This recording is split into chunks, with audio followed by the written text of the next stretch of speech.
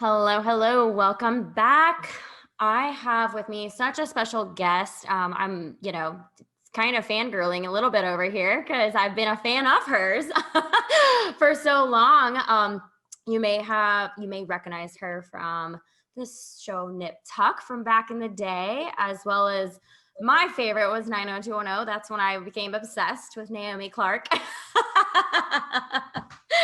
um, but she is just, what I have witnessed from following her, quote unquote, I guess, is just her journey into spirituality. And it's just every post that she makes, it's just going deeper and deeper. She is a poet, an actress, an activist, and her poetry, I think, is what even has just like tapped into so many of my emotions, because I'm like, oh my God, that's so good. So without further ado, I want to welcome AnnaLynne McCord to the show. Hello there. Hi, thank you. I love this world of technology where everybody talks about the downsides of it, but we fail to always see the incredible aspect of being able to meet people from around the world and, these shared journeys that we all have and the oneness that it represents. I mean, there, a billion people on Instagram. Like, we might think we're separate, but we're more connected now than ever. And I think it's really awesome that it brought me to you and you to me. So here we are. Yeah, absolutely, absolutely. And I know that we do have a mutual friend as well. So that was really cool. It was funny when Marie is her name, when she did your sister's wedding, I was like, wait, what? I was like, wait, you know these girls? And she's like, yeah. Like, did you guys like grow up together, or your families knew each other? It's oh yeah, well, I left home very early. So Rachel had a little bit of a life outside of me, but but yeah, we knew each other through family. And then but I left when I was 15, so Rachel was like 13, 13, 14. So she did create a whole little world that was outside of her big sisters. But yeah, but it's such a small world. I mean, it's so crazy. It is. It is. Well, yeah, I'm glad that we were, able to connect and everything. And, I guess we can kind of start with that. Like, so you have two sisters, Rachel and then Angel. Is that correct? Angel, yeah. Yes. Mm-hmm. Okay. So tell me a little bit about your relationship with your sisters, how it has evolved. Has there ever been like sibling rivalry over the years? What does that look like? Oh, I don't know what that. Oh, I know what you mean. What do you mean sibling rivalry? We were perfect sisters. I don't actually think that you qualify as sisters if you haven't had some sibling rivalry, True. but we have had more than most, I would say. The three of us have been notoriously competitive, and especially with each other. And I think that it's been that the nature of the rivalries and the specialness that has both caused us the most pain in our dynamics as sisters, but also I think it's the thing that in the awareness of it, in the aftermath, it's, oh, this was the little thing keeping us apart, and then it was us against the world again. And I know, one of the things in kind of going through ebbs and flows with Rachel, the last conversation, she's a mom obviously now, and I'm an auntie, my little nephew. But she and I were talking, and I said, there's this fight between us to be special. And it is something, especially when you're three girls, like which one's going to be the special one.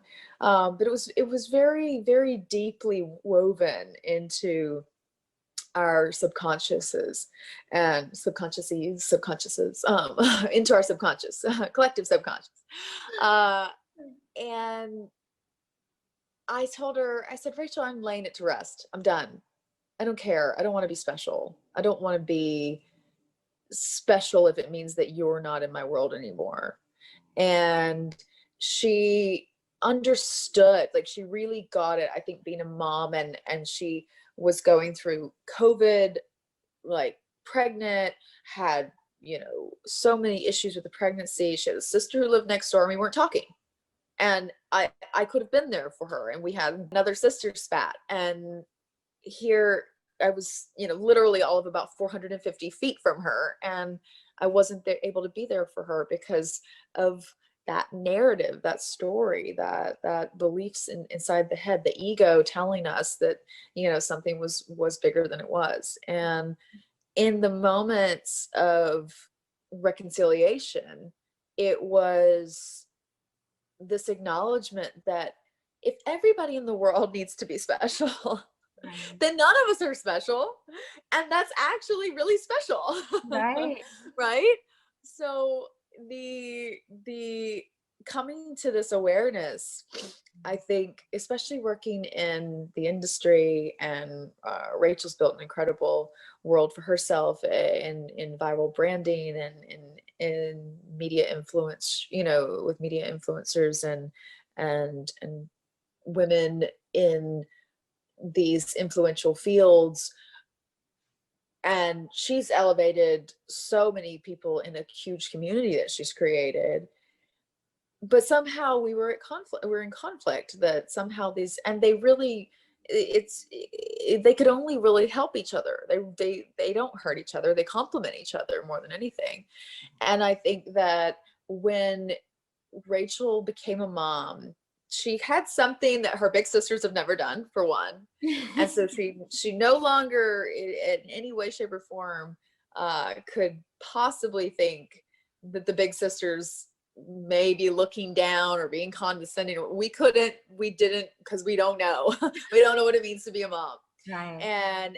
And also I think that she was just born to be a mother, because she's incredible. She's so amazing, and she's such a wonderful mom, so conscientious, so concerned, but not a helicopter mom. Not, you know, that would be the big sister concern that I would have, is that she would be too much. And she's not. She's concerned about children who have helicopter parents, and she's really aware of those aspects of parenting and avoids them. And I think watching her over the last several months, we have erased all the middle where things were, you know, icky, and we've come back and come to something new. Really, I did this, and you know, I think you've seen some of my stuff online. I talk about inner child work, and I've done a lot of inner child work.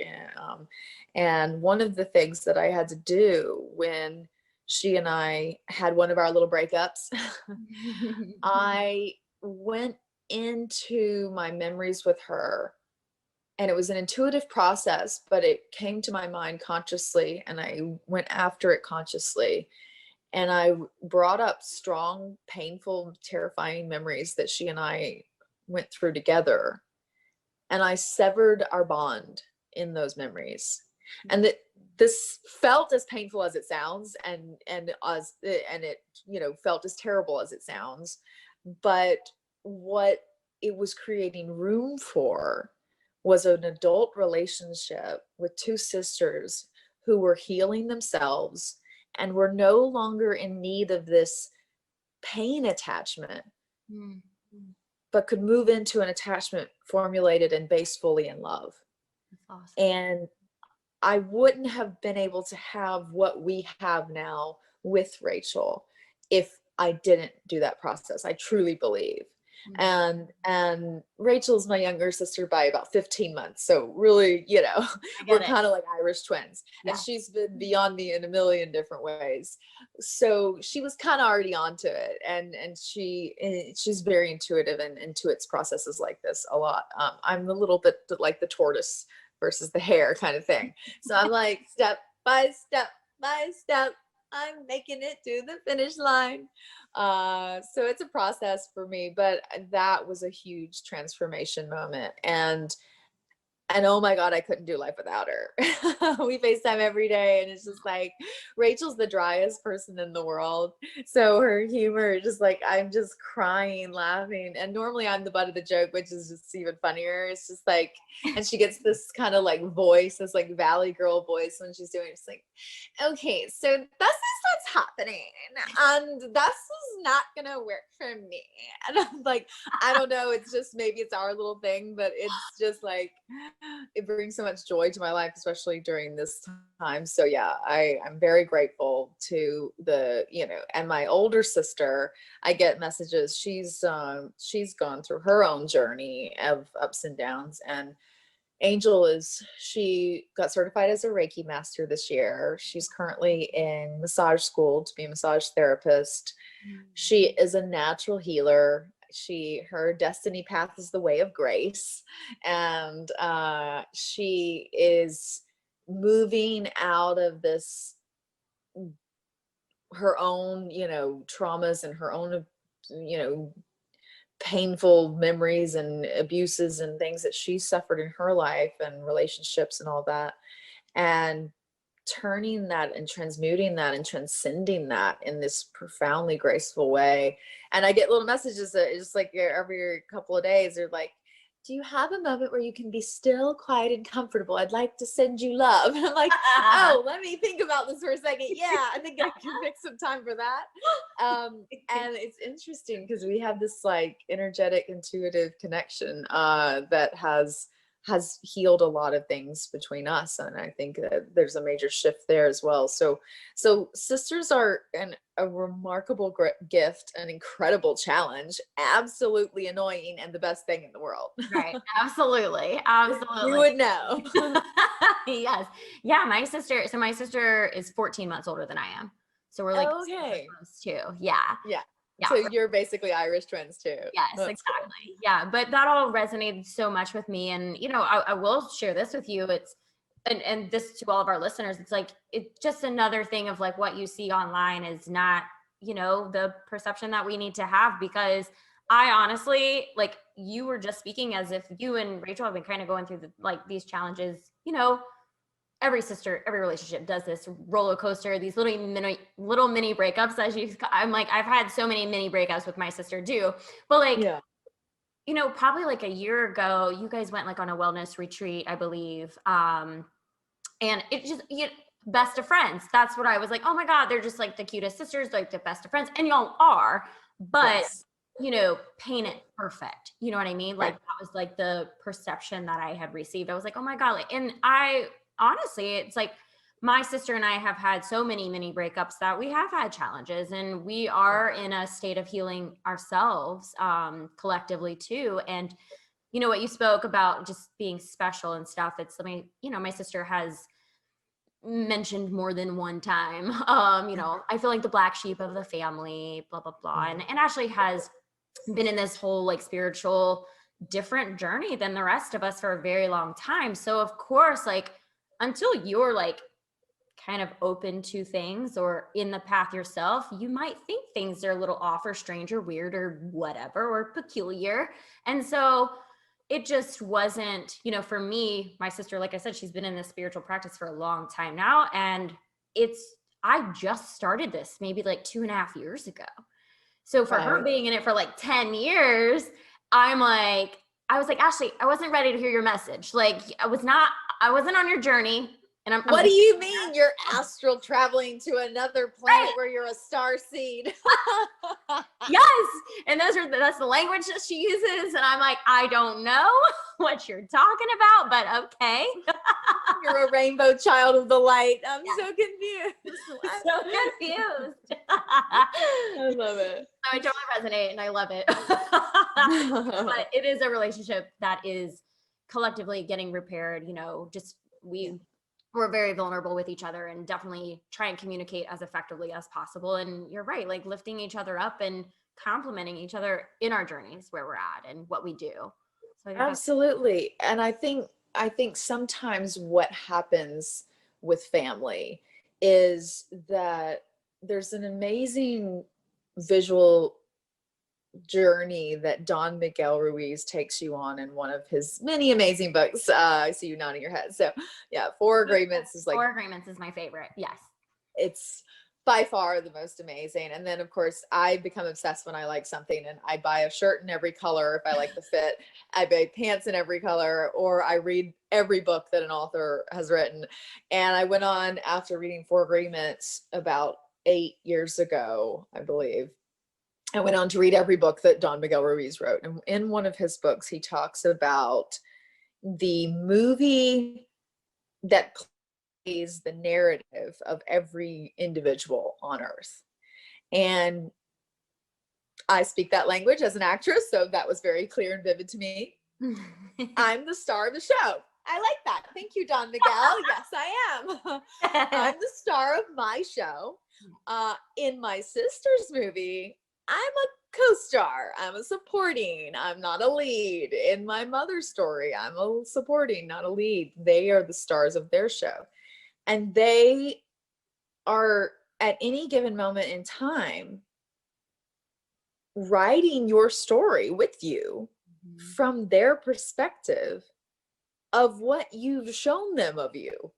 But they're not with you in every moment of every day, every nuanced change that a moment can bring, an aha, epiphany, what have you.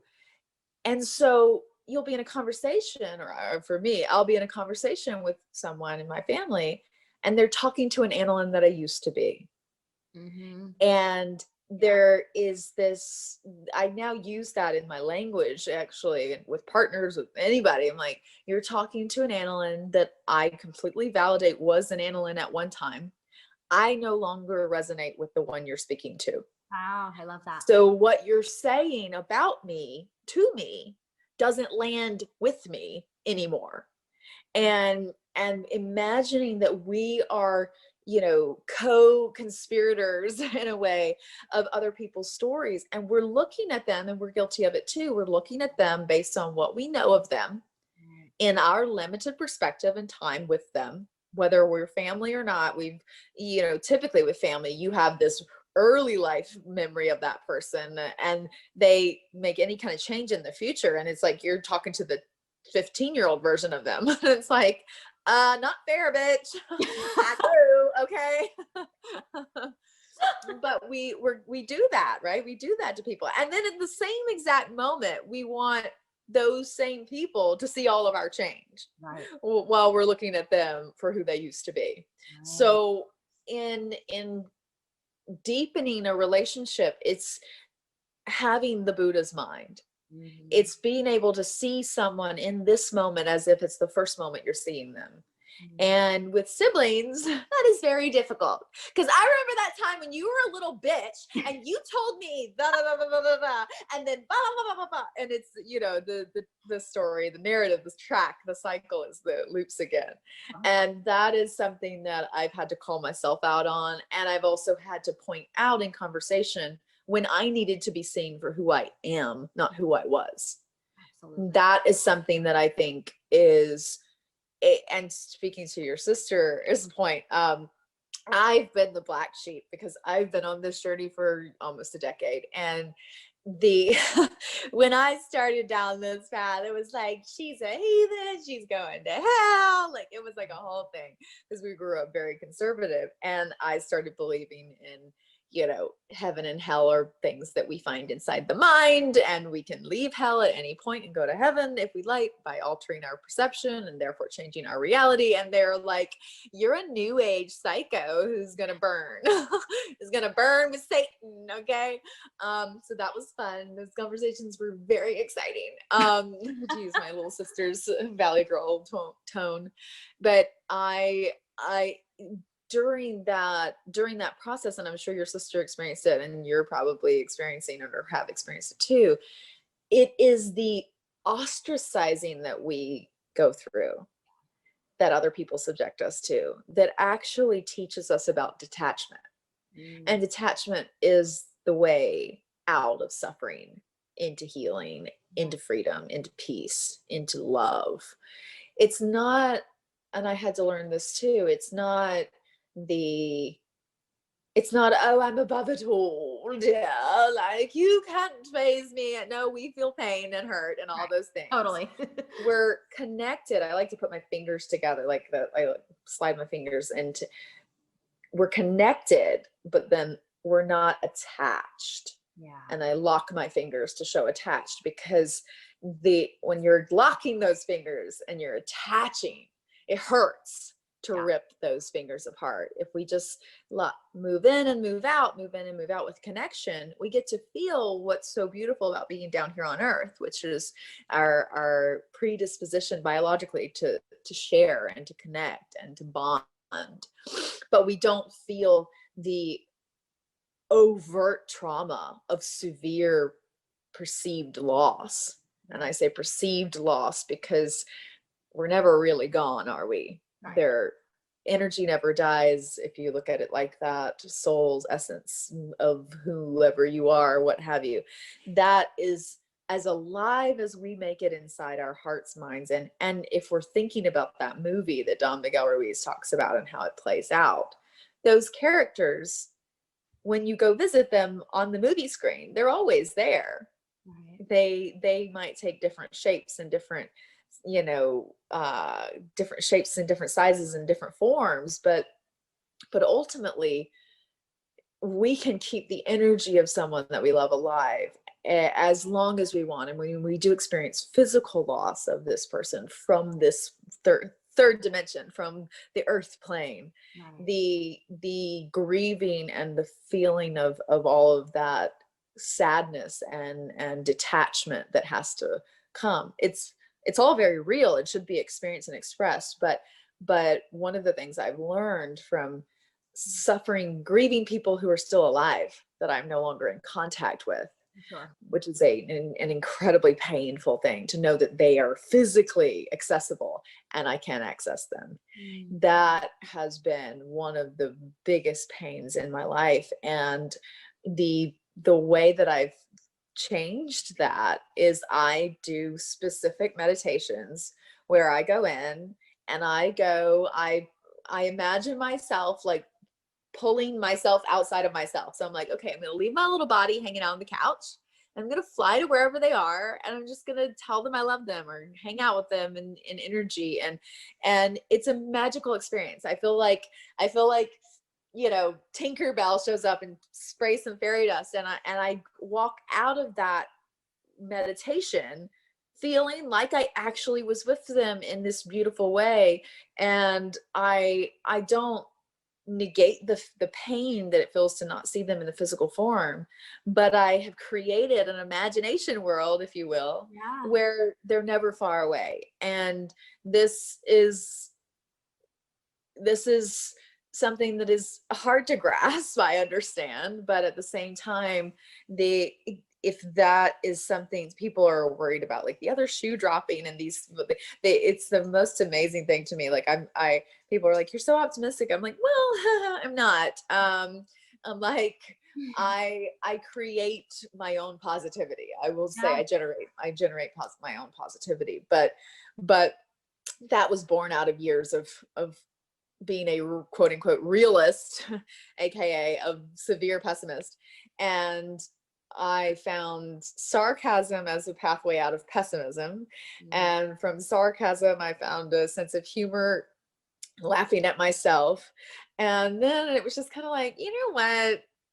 I could sit here and be worried that I might be upset later. So go ahead and be upset now in case I'm upset later, so that I'm always just upset and never actually happy. Or I could be happy now. And if something goes awry, deal with being upset later when I'm upset. So this is a boring concept though. People are so funny. It's the most hysterical thing. Like, well, what if this happens? Like, you don't want to get too excited. I'm like, so I should just never be excited, because what if something bad happens? Like, what if it rains? Bitch, I live in LA. Like, it ain't gonna rain. It doesn't rain here. Well, there's clouds. It's not gonna rain. It just won't. We want the rain. So it's interesting. I know I got off on a little bit of a tangent here, but I think kind of bringing it full circle, this world that I've developed and fully fledged in my mind started when I was very little, because it was my escapism. But now I do it with heartfelt, conscious intention to stay connected to those that I love, whether they have passed on, whether they are inaccessible in this physical form. I still feel that I have every right to come hang out with them in my mind. And I encourage people to do it. I'm like, why not? Like the creative adult is the child who survived. I read that quote the other day and it meant the world to me. It was just like, I'm such a child really in an adult body, because I'm everything is about creation, imagination, making something out of nothing. And we too often we judge that part of us. And it's interesting because very, very, very, very, very, very, very big companies who are innovative, like Google, for example, know that in order to create new things, they have to inspire their employees to be in a comfortable, happy, like movable, like dance worthy yoga. Like they've got all the things. My girlfriend worked at Google for a couple of years, and I would go to visit her at work, and I'm like, there's bean bags everywhere, and like people can like lay and get coffee and go hang out and do, because that's what a creative environment requires. And Google figured it out. So I'm like, if it's good enough for Google, it's good enough for me. Right. Exactly. Yeah, they have, a friend of mine worked at the Google campus too in San Francisco. And I was just like, he showed me around. I'm like, there's all these colorful bikes, like that you could ride bikes on campus, and like these sleeping pods. I was like, they have sleeping pods. Does that mean like they don't want you guys to like ever leave? And they were like, well, I mean, you don't have to. But also, if you work too hard and you need rest, your mind can't create, and if it's tired, so they like take a nap. Yeah, they encourage it. Absolutely. And what you said actually about there's something happening outside of my window right now. I'm like, what is going on? It's like so loud. Anyway. Like, what's happening? Yeah, stop it. But yeah, what you were saying about connecting with people that you can't physically connect with, and that you may be grieving about whatever, you just grieving the relationship, the loss of that relationship that you can't physically be a part of. I mean, I totally resonate with that, because I feel like I have been going through long-term like friendship. We have not spoken now in like, it's going on almost 4 months now. Long story short, friendship turned intimate didn't work out. So we were like, we love each other to death, but we're not good for each other right now, or maybe ever. So in that intimate realm, so it's like, to preserve whatever friendship we could have in the future, we have to cut ties and go our separate ways, Right. And right. It's so hard.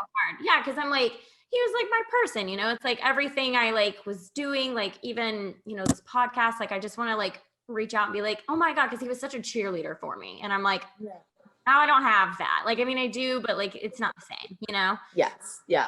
So, but it's interesting because like ever since we have departed, I just, of course I've been going through a grieving of the loss, but it's more the gratitude for the healing that's happening for it, and like what lessons I've learned from that relationship and all of that.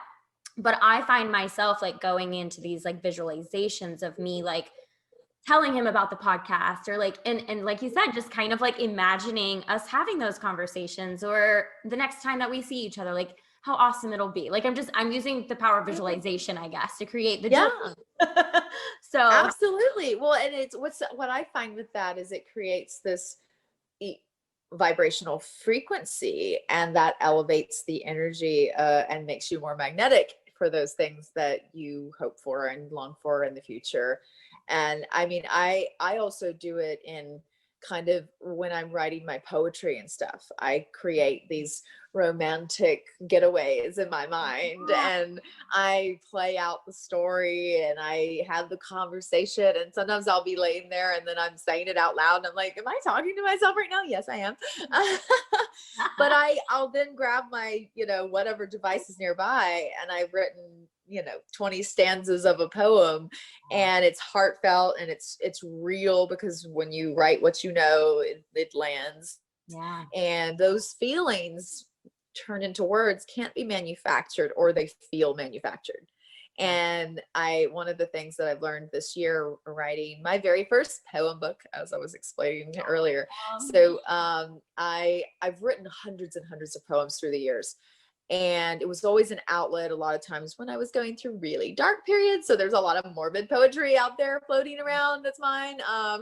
Those are hidden in different little devices that locked away.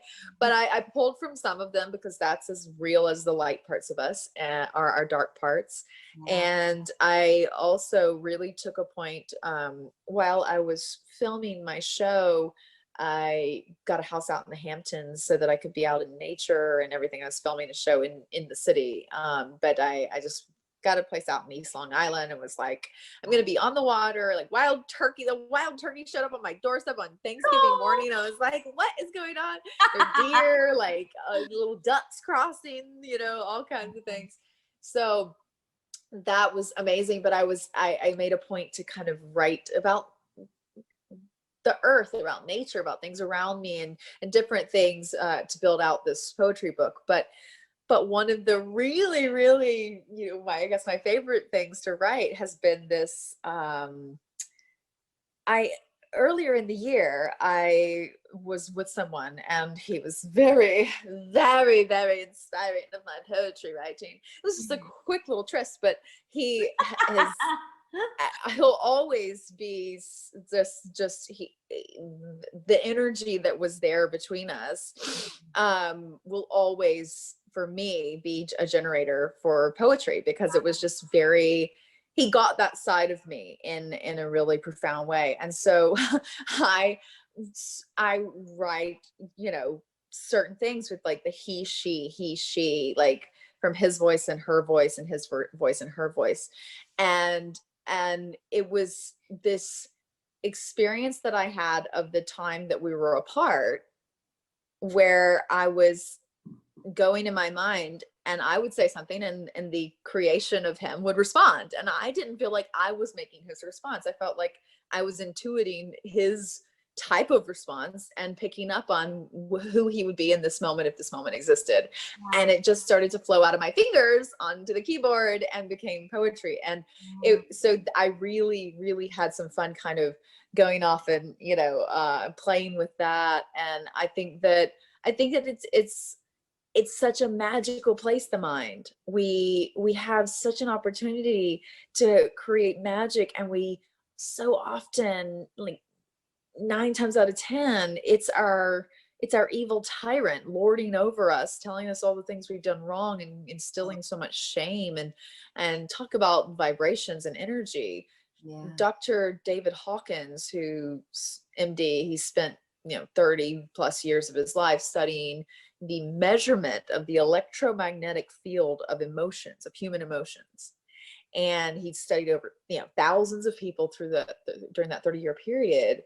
And he measured on a scale from 0 to 1,000 or 1,200 or something, anything from anger and envy to gratitude and love and peace and courage and pride and shame. And he said that death obviously is a 0 vibration because you're dead.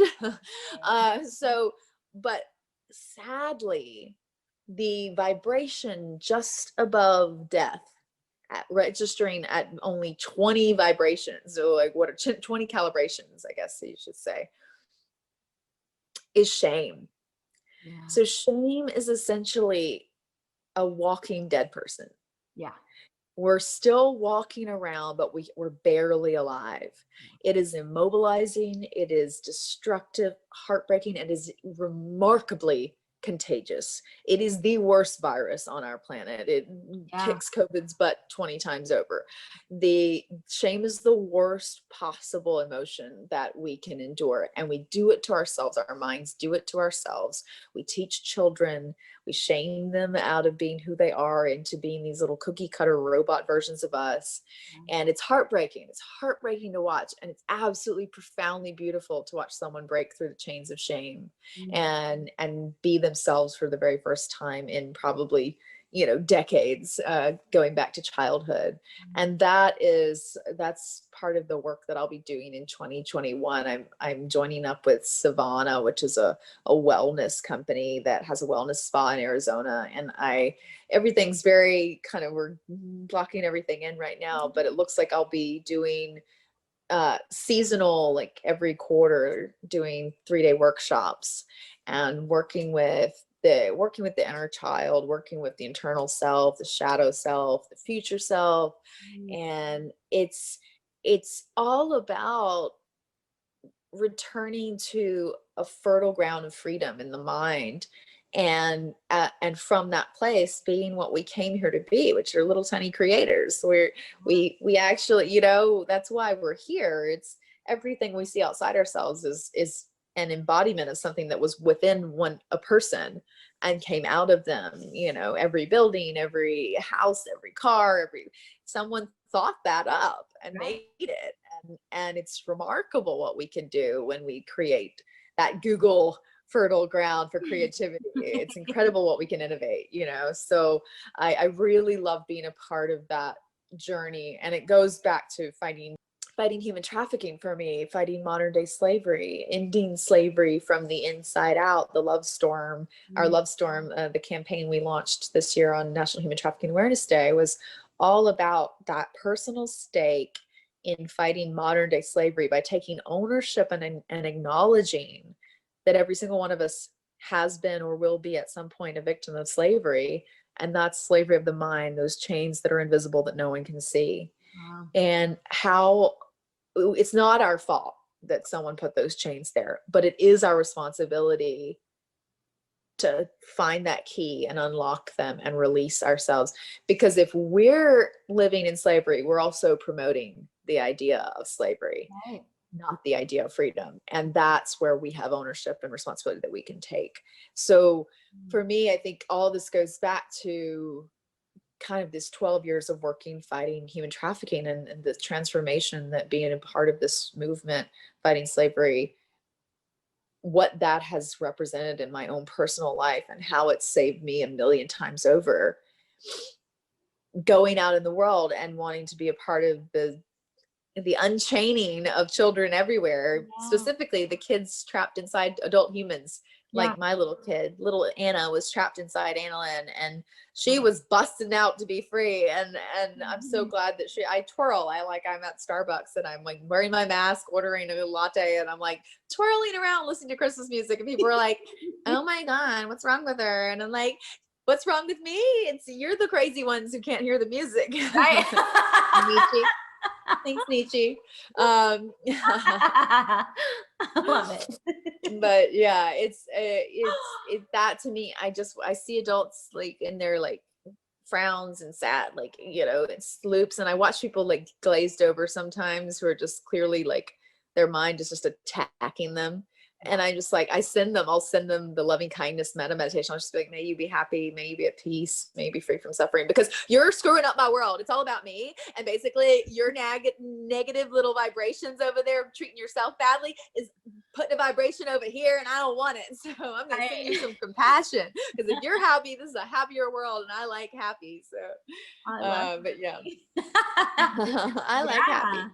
No, it's so true. And I mean, I was definitely, you know, one of those dazed persons for a very long time. I mean, I remember, like I said, my sister's been on this path for so long, and I remember her just being like, I mean, Kel, don't you want to just go like, why don't we go ride bikes? Why don't we go like swing on the swing sets? Like she was like, you know, suggesting very childlike things to do. And I'm like 28 years old. I'm like, no, I want to go drink at the bar and get hammered and blah, blah. Like that was my reality at the time. And, you know, the thing for me is like, I was so consumed in like work and hustling and grinding. And like, obviously I had an extremely poor money mindset. So I'm like, oh, you have to work extremely hard to like be successful and make a lot of money and all this stuff. And then, you know, it's like on the weekends, I would literally just tell my sister, I'm like, Ashley, I just want to disconnect. I don't want to do anything. I want to disconnect. And my disconnecting, like I said, was probably getting hammered at a bar or something. Yeah. And it was just this constant cyclical negative pattern.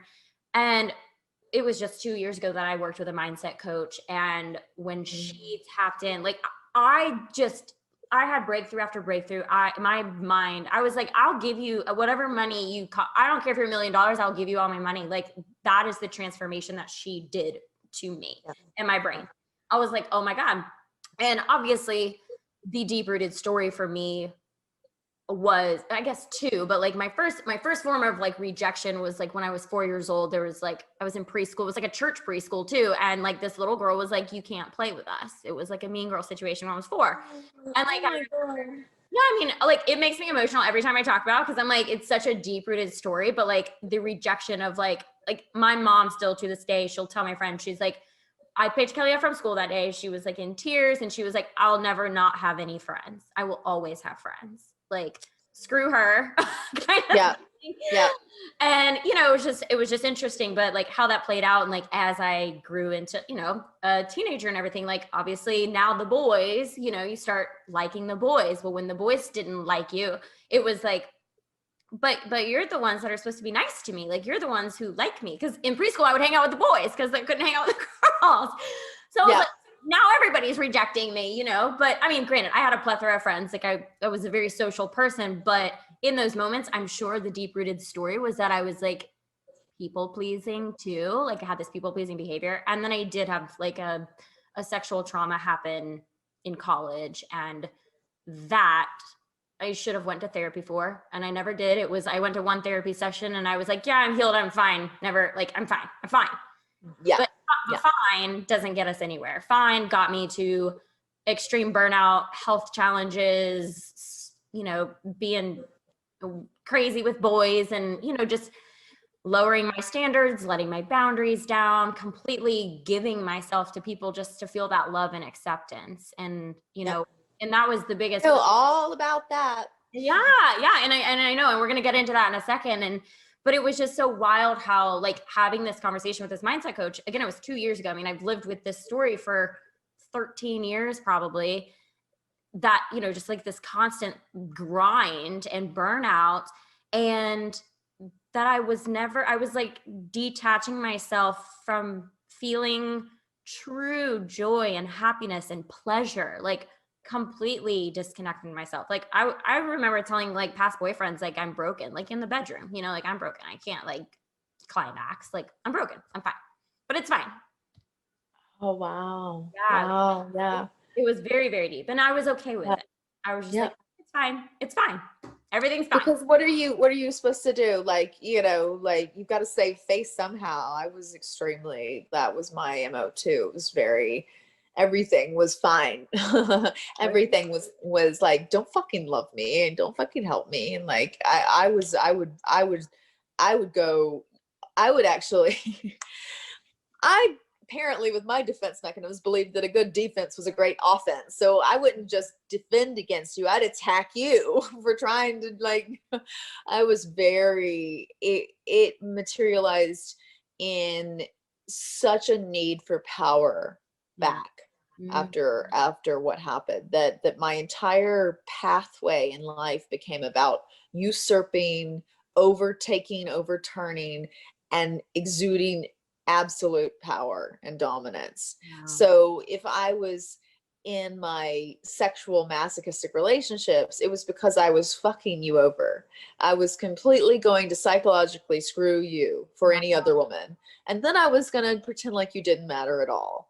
And then I'd be out, and then you'd want me back, and then I wouldn't be sure. I'd have to think about it for a little bit, and I'd probably make you wait and not respond and ghost you before the term ghosting was a thing.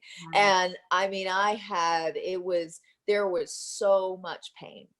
That little girl was hurting so much. 13-year-old slamming the door in everybody's face every day, all day, was the only way that I felt any kind of worth in the world, was if someone else didn't feel it around me. And that, you know, though, coming to terms with that, making amends, acknowledging that shadow self, and then holding that shadow self in my arms, and saying, yes, you were malicious, and yes, I understand. Yes, you did everything you thought you had to do because you were so afraid, and you did it because this was the only option you knew. And I'm okay with that. We're not going to do that anymore. And we're going to fix whatever damage we can. But I'm not judging you, and I'm not shaming you for what you did, because it's all you knew. And that is the most important work I've ever done. Wow. The inner child work was close second and had to happen first. But shadow work is the most confronting and the most profoundly rewarding work you'll ever do in your entire life, because when you are okay to dance with your darkness, you can spend all your time in the light. It's when we suppress that side of us that the darkness begins to brim and flow over and pour into those aspects of our lives. And then we need to search for those. It wasn't me, it was them. We blame, we shift, we move focus, we do whatever we can, because now we've done something bad because we let it get too far, and now we're bad. And so we've got to make someone badder because we were too bad for our own acknowledgement. And for me, it's, I take labels like bad and good as arbitrary and subjective at best. So in looking at it, I'm like, okay, bad from whose perspective, right? Did someone get hurt, but were they harmed? I have a rule about hurting and harming. It's okay if I hurt you. I'm not okay with me harming you. If I hurt you, you'll heal. It's not my intention. If I do it for me, not against you, and you get hurt, that's a risk I'm willing to take. Because for most of my life, I tiptoed around, talk about people pleasing, talk about, all of those things that we learn when we don't learn boundaries. And everyone's hurt was suddenly my responsibility. Everyone's pain was my responsibility. Everyone's slightest notion in a different direction was my fault. And yet I could at the same time be so inflicting of my own pains onto other people. So it would vary in very big spectrums, like pendulum would swing very far one way, very far the other. And I had to get to a place where there was no more shame about what I had done and why I did it and who I did it to. But there was acknowledgement and ownership taken. And this is the key point with shadow work, is that you don't shy away from the bad, but you do the good part when you take ownership and you come back and you acknowledge and you validate the parts of yourself you were bad to, quote unquote bad, the parts of yourself the parts of others that you yourself caused hurt and or harm. And harm is where the repair has to happen, unless it hurts them for you to involve yourself in kind of that little 12 steps type of mentality. Don't go and try to fix something if it's going to bring up something to make things worse for another person who's on their path to healing. But if it can in fact be a repair and a healing experience, do take ownership, acknowledgement, and make those amends. And that was the rule I led with in a lot of the healing work I did, in acknowledging things that I'd done. And then I started to notice that life got a lot simpler. When I was so fine with being like, oh yeah, sorry, I fucked this up. I totally looked at this, knew that you said to do it, and just didn't do it because I actually was in the middle of something and I kind of was like, oh, I'll get to it, and I never did, and I'm really sorry that I ruined it, or whatever, like little things like that we can put so much meaning onto, and then obviously bigger things as well. It's never, nothing bad really ever happens. We know when something, we feel bad. You don't need to be told what bad is. Like, you can feel it. Everybody can sense it. The causality is observable, but the way that we in a day like didn't call someone back, that means that ... Right there's your problem right there. The second you attach meaning to what really happened is someone didn't call back. That's it. Right. That's it. That doesn't mean shit. Right. You just made it mean that they're disrespecting your time, or they don't love you, or they don't care about you. No, they're just fucking doing them. Right. They literally, people do not care about you. They don't care about you, as George Carlin would say, at all, at all, at all, because they care about themselves. It's that age-old adage of, or not adage, but kind of analogy of the stain on your shirt. Like, no one cares about the mustard on your shirt because they're worried about the coffee on their pants. Yeah. Like they're thinking about themselves, not you, 90% of the time. And it's, we play that movie in our head of us being the starring role, and we're not the starring role. Right. Sometimes we're not even a guest star. Sometimes we're a fucking background artist hanging out in the background waving, and the lead actor doesn't know we're even there. And it's like, oh, okay, well, cool. Yep. That's that whole experience. It has changed everything for me, and in acknowledging that I had a moment in my life. So obviously, from following me, but for the listeners who might not, 2 years ago in August of 2018, I had latent memories of childhood sexual abuse return. They were absolutely non-existent. And then I walked into a 4 p.m. EMDR PTSD treatment with my doctor and specialist, texting on my phone, making plans for the evening, and going into the appointment. And I walk out with my whole world in shambles, just completely shattered, because for 31 years I lived a life with one story, and now it's not true. Now there's an entirely different story of my life. And I remember months after the realization of these memories and going through a lot of hell and 5 days a week treatment and a whole bunch of things, but getting to a place of introspection and beginning to be able to break down what this whole thing means, and this disenfranchisement, this disillusionment that followed everything that I experienced and remembered. I was sitting there one day and I was thinking about my life, and I was literally thinking about how crazy it was, because for 31 years I've believed a story that I told to everybody about myself. This was the story of my life. It was what my life was. It wasn't about believing it. It just was the facts. This was my life. And in a split second, in a 90-minute tiny little blip of a life, in 90 minutes of a treatment, I went from 31 years of knowledge about myself to feeling like I didn't know who I was at all. Mm-hmm. So in that moment, when I walked out of that treatment, where I had maybe 45 minutes into it had discovered the memories, and for 40 minutes thought that they were definitely not true, and for the last 5 minutes just cried my eyes out that this actually made a lot of fucking sense.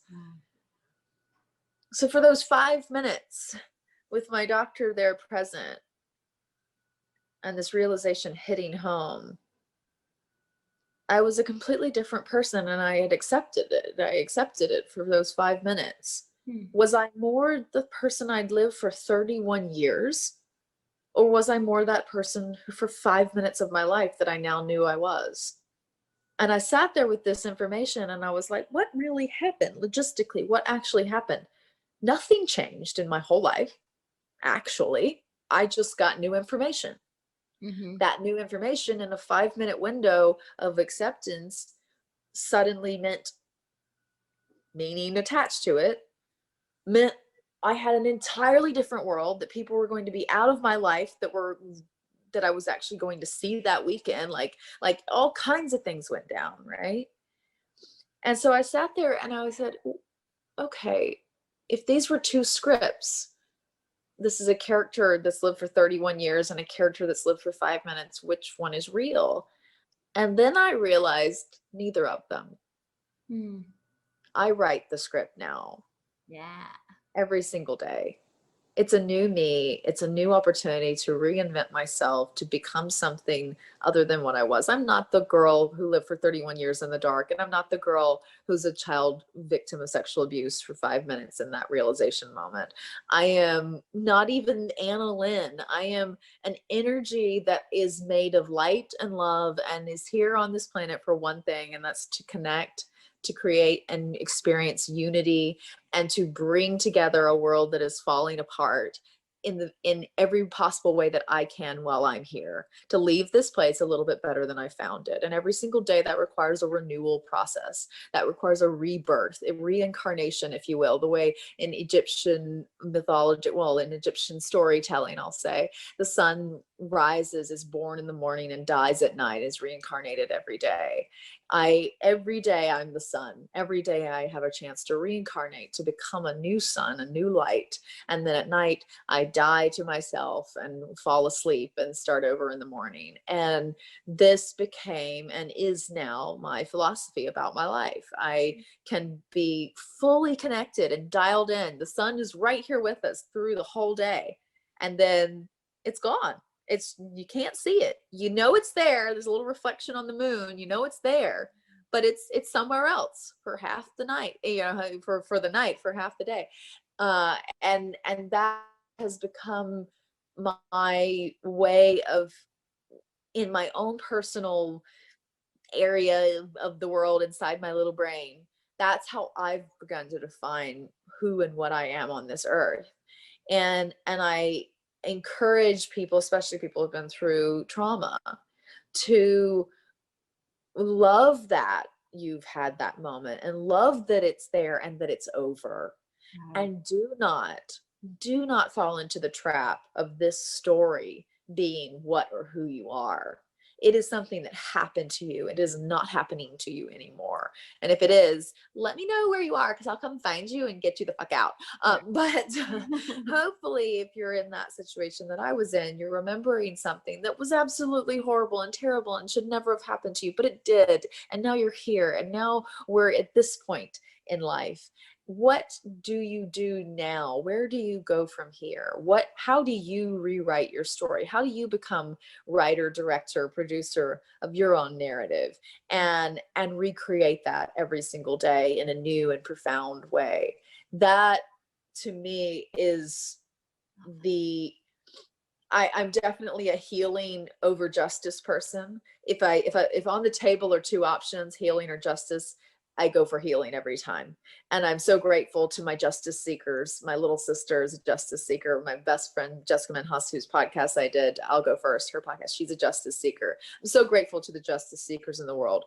I'm not that. I care first and foremost about my healing and the healing of anyone I get to be a part, anyone whose journey I get to be a part of. Justice is an important aspect of our life. It's just not my journey. It's not my cup of tea. The process to that, it requires more grit than I have anymore. I just want to play and dream and go into the imagination land of my mind and be free. So in that process, I've become a creator of my new story every day. And that to me is, if there's a message that I want to share wherever I go and with whomever I meet, it's returning to that ability to create. And it starts first and foremost with how you tell your story today, not 30 years ago, today. Absolutely. Thank you so much for sharing that with us. Oh my gosh, thank you. Absolutely. No, that's so incredible. One question that, I had is, because of the sexual trauma and then, you living in this dark place for so long, how, looking back now, like, how did it affect your profession, as an actress? Like, in life in general, of course, and relationships. I mean, I get it. You said that you would kind of like play this, like, you're the mean guy in relationships. I was the mean guy for sure. Yeah. But were there, I guess answer that first is, how did that dark show up when you're trying to do all of these, these roles and just live your normal day-to-day life? Like I said, I mean, my darkness, I was voiding it out by being busy, basically, and dishonoring my boundaries, Absolutely. Yeah, I did a version of that too. I was definitely a workaholic, so like advocate-aholic, activist-aholic, anything-aholic that wouldn't require me to sleep or think or be at idle too often. I also, the parts of me that would, or the parts of, I should say, the trauma that were inside of me that would materialize in my work or in my relationships made everything that I went through, especially like the sexual trauma as a child, I sought out dynamics that were similar to those, what are now my memories.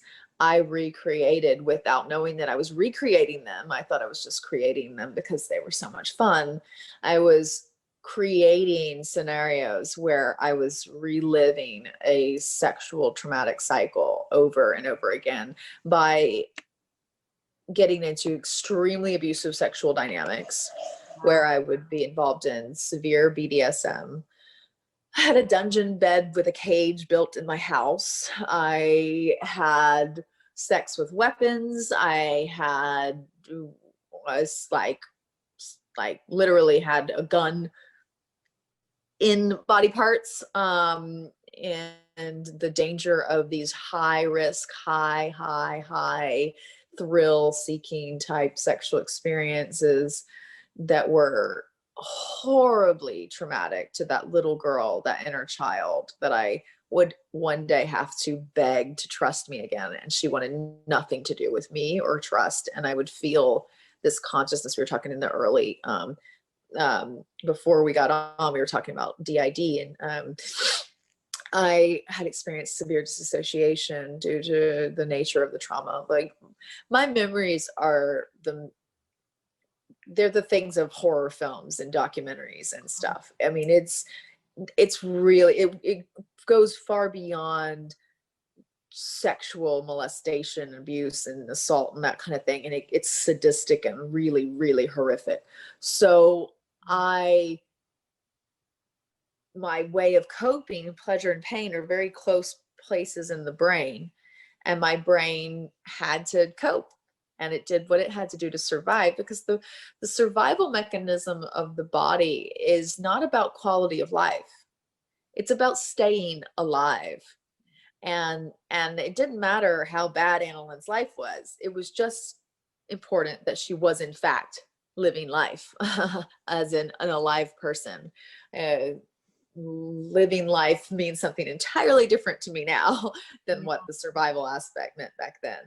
But during my relationships, I was extremely provocative. Intimacy was a no-go for me. I could not deeply connect in that way. I had a relationship with people, and then I would fuck people, and it was like you got 2 AnnaLynnes or 7 or 12. There were a lot of me sometimes.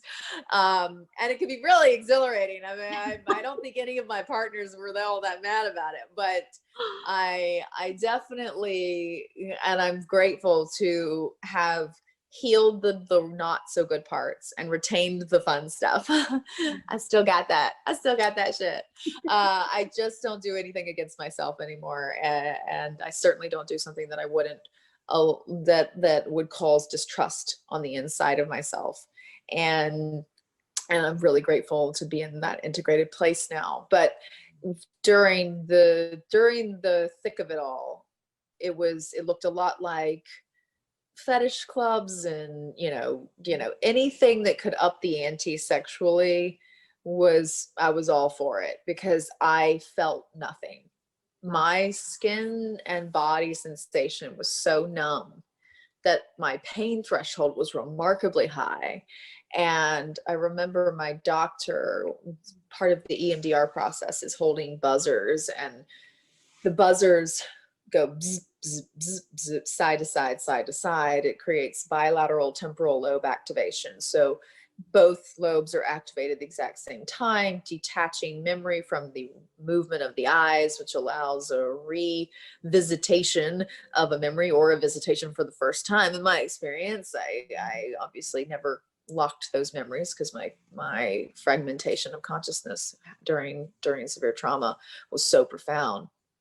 And so I was able to go in and rewire all of those traumatic memories and thankfully work through them over the last couple of years. But in that process, the EMDR experience is holding buzzers in your hand, and the doctor often, sets the speed or intensity based on your liking. So my doctor set the speed, I like moderate to slow speed.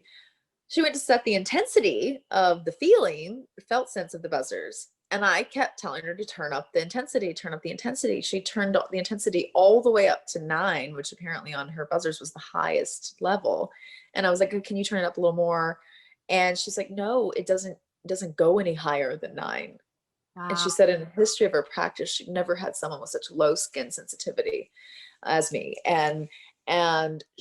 This was born out of my brain's need to shut down my pain receptors because I was so severely abused.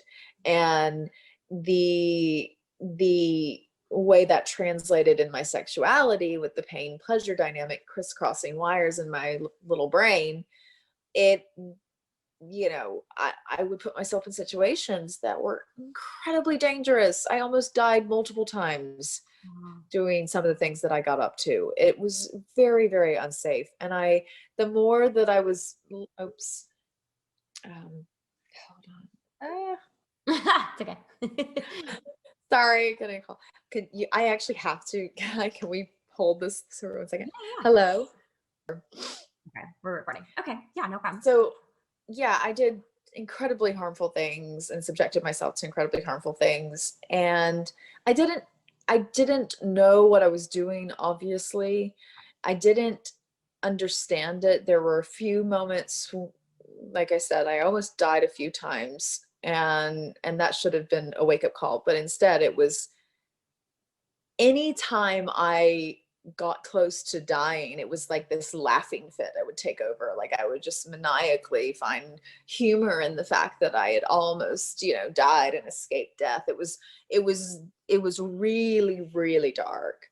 And I know that my trauma certainly caused trauma for other people, for partners who didn't want to be the person inflicting the things that I would demand. And I used to have borderline personality disorder. I could be so manipulative and use my wiles and lie and deceive and trick. And I mean, everything was a snare laid out, a trap for someone. Everything was, a loop to jump through, and you were always going to fail because the second you go to jump through it, I was going to lift it 2 feet higher, and it was not going to work out well for you. And this ensured that I was always alone. Because even as much as I would be in relationships, I was never with someone because I never let anyone in. And those hoops were so high because the hoops I held for myself were even high, for myself was even higher. And this whole experience, and then doing film was an outlet. TV was an outlet for me, thankfully, because that was the one place where I could feel something. I could not for years. It's so crazy, Kelly. For years, I couldn't physically cry. I could cry on set for a character, but AnnaLynne couldn't. Tears would not formulate. I would actually read scripts that I had done before that I had to cry, and use them to make my body cry when I wanted to cry and couldn't.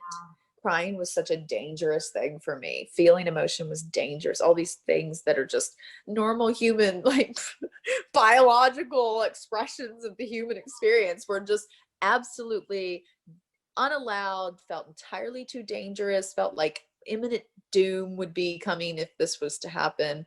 And now I'm like, the world is so beautiful. I love people. I'm like, I can cry in the drop of a hat. Like,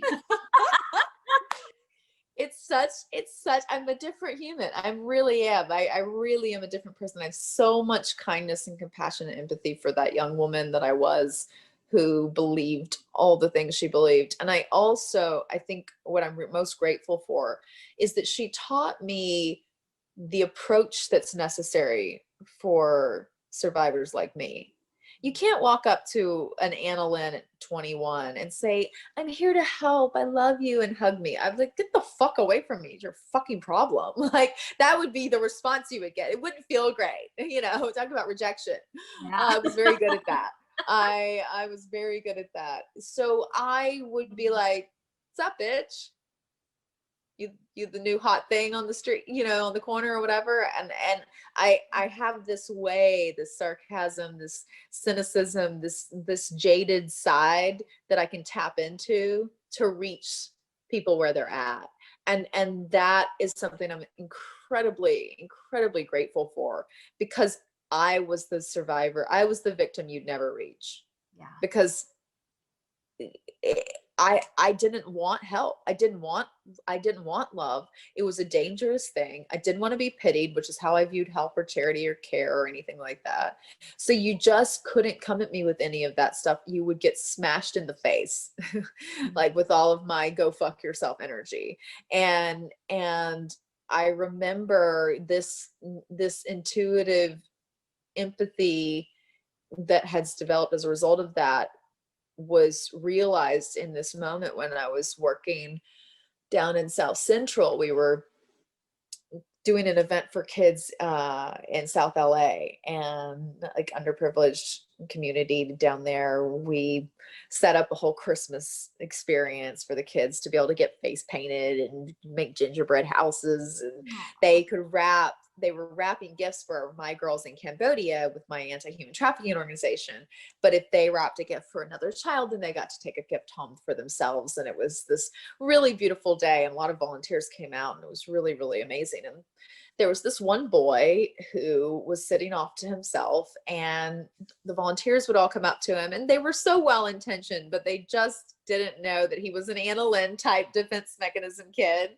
And they're like, "Hi, how are you? Do you want to play?" And he's like, "Go away from me, crazy volunteer lady."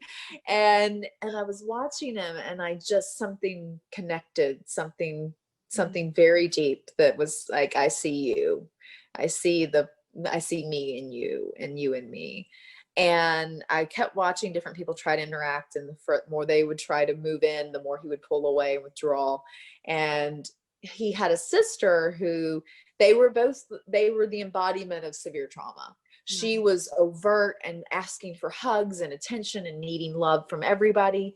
He was like, "Don't touch me, don't talk to me, leave me alone. I just want to stay invisible because it's more comfortable for me." And it was, I couldn't go there in my heart knowing what he was going home to. So I just had to stay as present as possible, because I picked up on all of, what was not said. But at one point he whispered to his sister that he wanted to build a gingerbread house.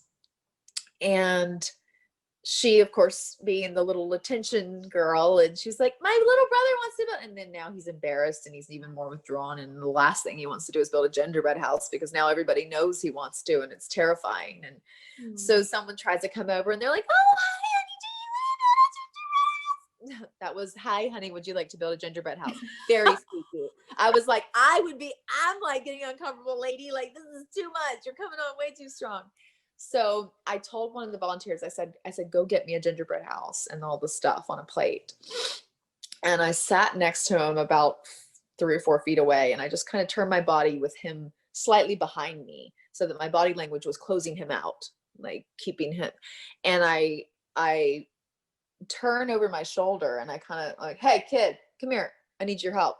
Hold this thing for me." And it was a little like authoritative, and he kind of crawled over. He became really alert and crawled over quickly and held the gingerbread side of the house. And I was like, "You got to hold it still, because I got to get the icing on it. It's really serious stuff here. We're like going to put dots and M&Ms and all kinds of things on it. It's really intense, like pay attention." So I met him where he was at. I spoke the language he understood. And as the house started to build itself, piece by piece, I was like, "Okay, you do that, and I'll put the icing there. Okay, that's your side. So you got to, you need to put some sprinkles or something on that." And then I just slowly turned off the heat lower and lower until it was like, "Why don't you finish it?" And he built the whole gingerbread house. He got his face painted. He got a present. He played hopscotch. He did all the things. And sorry. Yeah.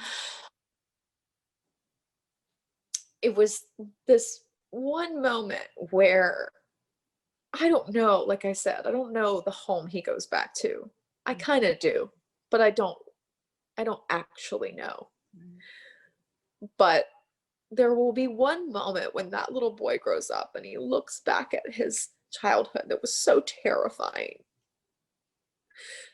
Well, there's a moment of joy where he got to play with other kids, where he felt what love is. And how can we give love to people if we don't speak their language and we don't reach them where they're at? No one was going to reach me. I didn't want to be reached. Yeah. This little boy at 8 years old already didn't want to be reached. I was like, I've been there, honey, hell bent on. I was like, listen, you can't beat me at my own game. I'm about to get there in there with you right now. Okay.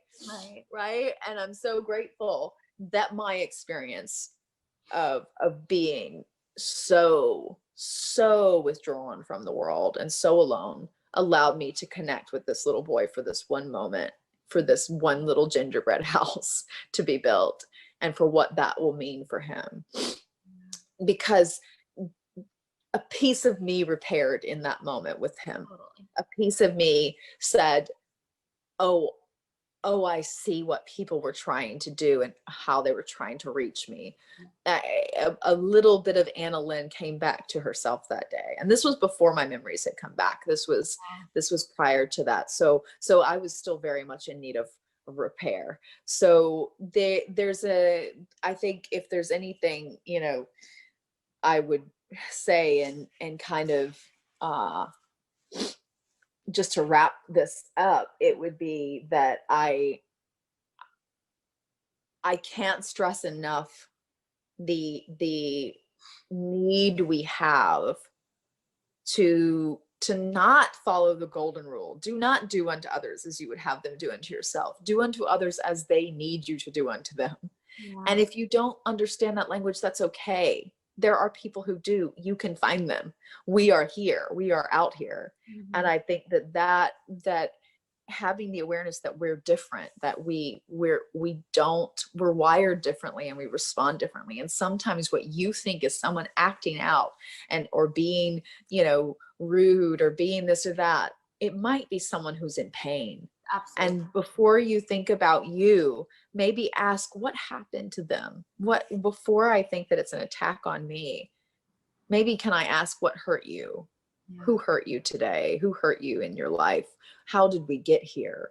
Because nobody sets out to hurt other people. Right. And yet we all get there somehow.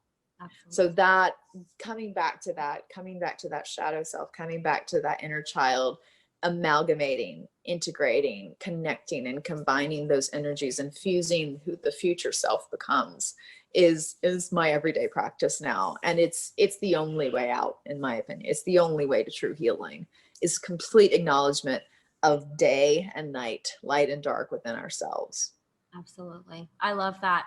That was, yeah, I know, you made me cry too. Made me emotional.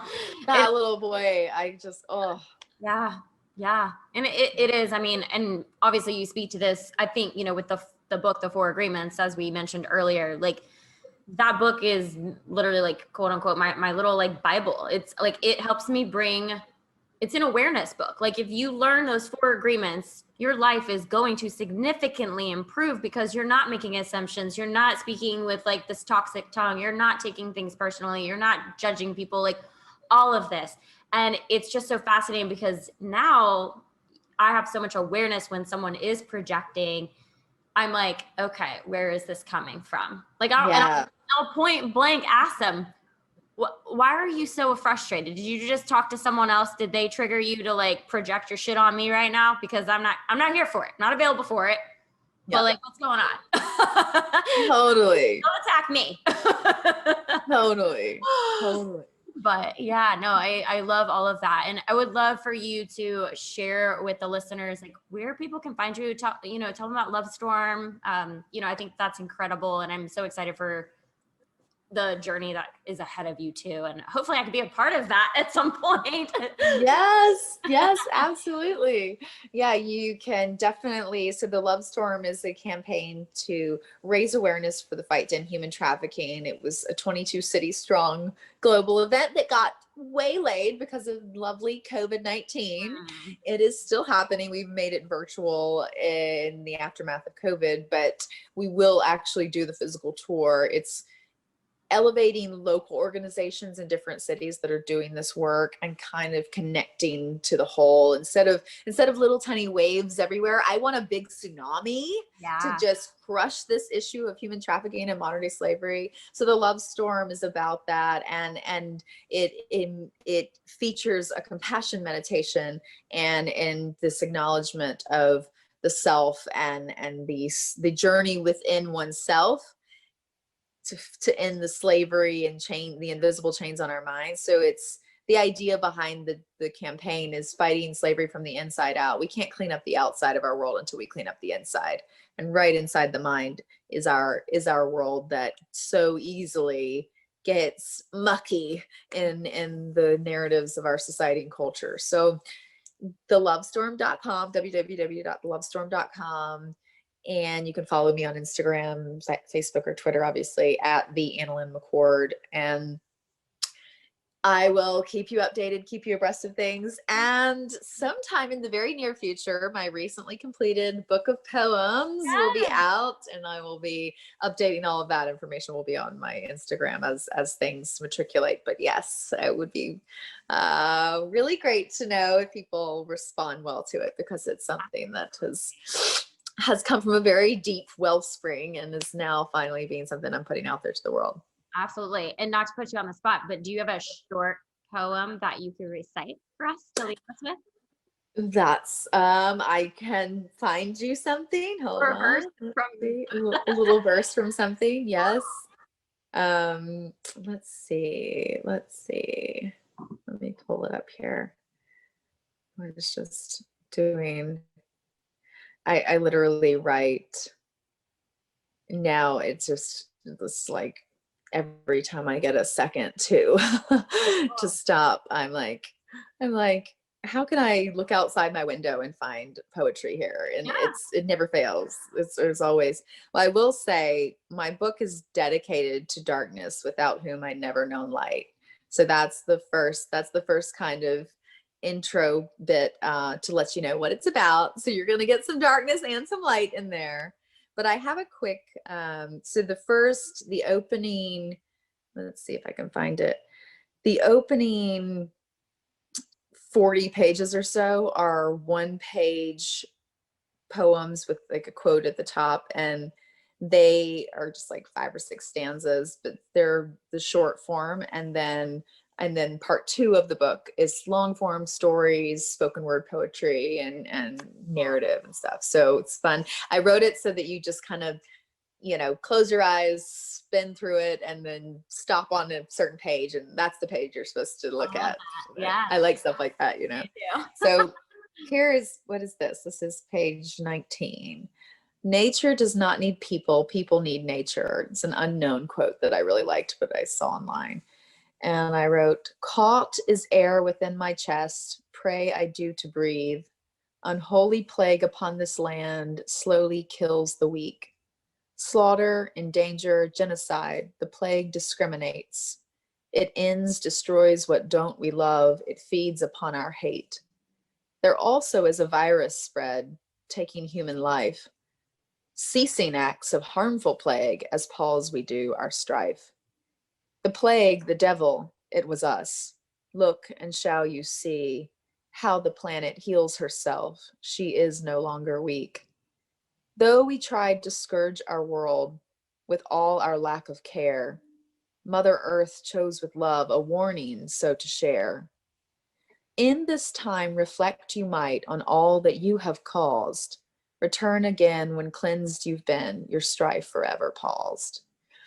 So when COVID hit, I wrote several poems about what was going on. And I was like, we have a much bigger plague. We, the human beings, how we kill and rape and pillage and we, are so harmful to each other and to our planet and our world. And then we're all mad at this virus, and we've been a disease in a lot of ways. And we, I'm here in LA, and the ocean in LA was so toxic for 25 years that the bioluminescent plankton had not returned. They're beautiful, like they light up blue. The waves light up bright blue. The plankton is like luminescent, In 3 months of COVID shutting us down in our world, the water cleared enough after 25 years.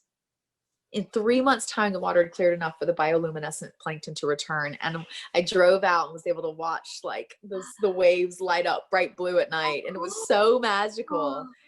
But like, that was it. The earth just needed a fucking break Yeah. from what we were doing for 3 months. For 3 months. That was all it needed to heal its own, ocean waters and clear out enough toxin for the plankton to be okay to be there. That I thought that was just so profound. And so away I went on my poetry keys. But yeah, so there's love stories, there's all kinds of things in there. But yeah, you'll be sure to get a copy. Yeah, thank you. Of course. Absolutely. Well, thanks again for sharing your time with us today. Everyone, go be a part of her world. It's a beautiful place to be. So thank you. Thanks, Kelly. Thank you so much.